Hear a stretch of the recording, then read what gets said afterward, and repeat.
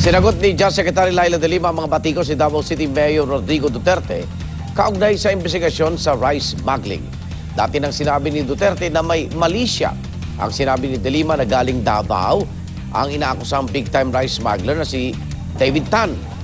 Git ni de Lima, ginagawa ng kanyang ahensya ang lahat para sa investigasyon sa rice smuggling. Hindi rin daw nila kailangan ng paalala mula kay Duterte tungkol sa kanilang trabaho. Bukas itutuloy ang pagdinig ng Senate Committee on Agriculture kaugnay sa rice smuggling. Titignan ko kung sino yung nakapirma doon for the release. And I will personally arrest you in my capacity as mayor of the city of Davao, charged under the law and the enforcement of all national laws, ordinances, and executive orders of this government. Ganun lang naman yan. Bakit hindi natin ma-enforce yan?